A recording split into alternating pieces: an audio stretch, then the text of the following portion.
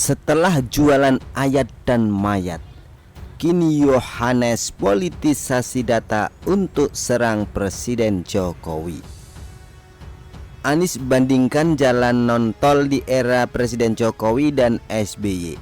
Lagi-lagi Anies mainkan informasi nggak benar demi mencari sensasi. Salah satu tolak ukur kemajuan sebuah negara sebenarnya bisa dilihat dari pembangunan infrastrukturnya. Lalu hal ini pun jadi pertanyaan. Siapa yang lebih unggul dalam pembangunan infrastruktur di Indonesia? Era kepemimpinan Presiden Jokowi atau era kepemimpinan Presiden SBY?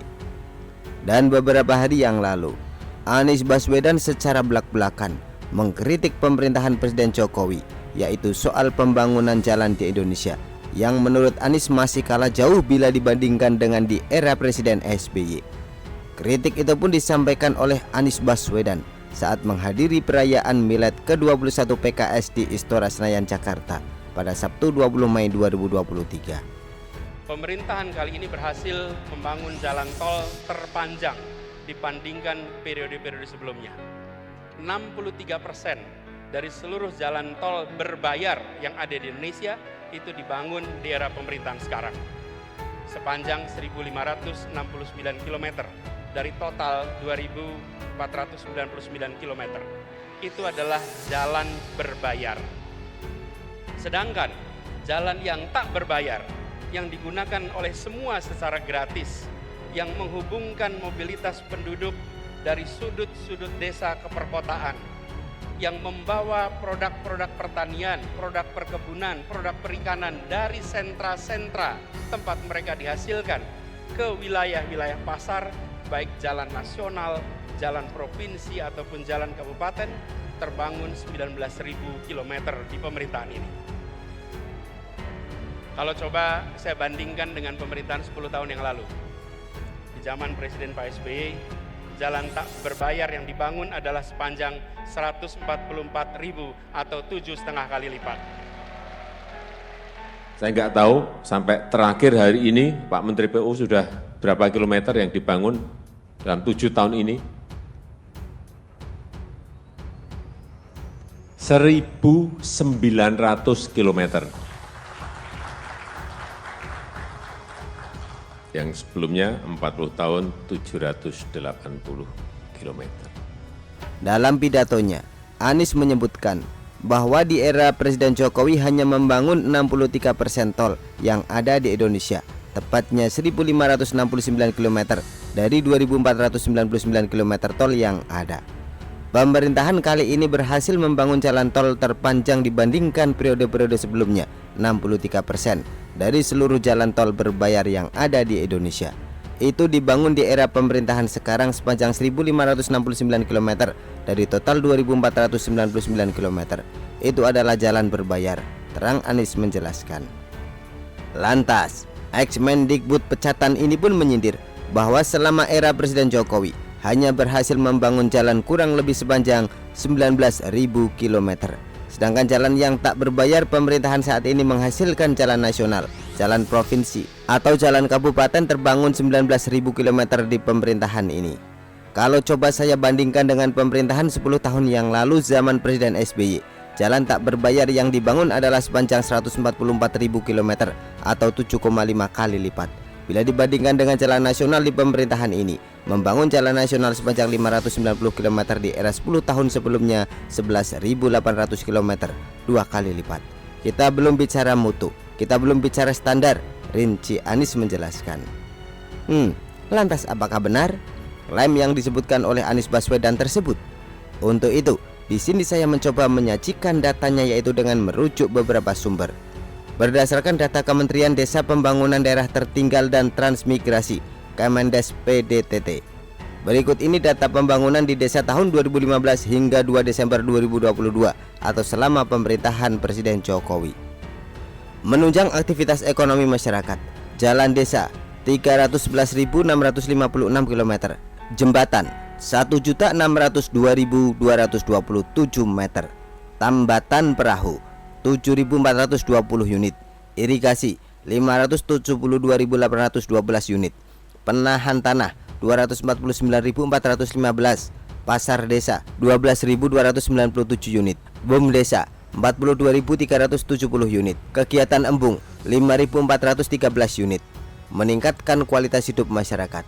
Sarana olahraga 29.430 unit, air bersih 1.502.631 unit, MCK 444.465 unit, Polindes 14.462 unit, drainase 45.827.627 meter, PAUD 66.727, kegiatan posyandu 42.388 unit, sumur 76.669 unit.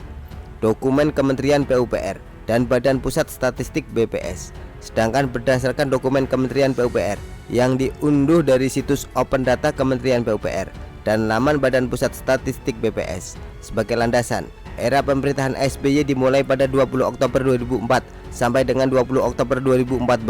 Sementara era Presiden Jokowi mulai 20 Oktober 2014 hingga 2024 mendatang.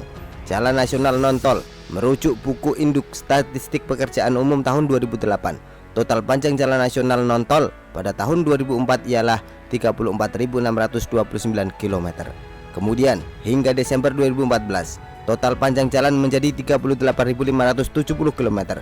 Sebagaimana dikutip dari buku Informasi Statistik Infrastruktur Pekerjaan Umum tahun 2015.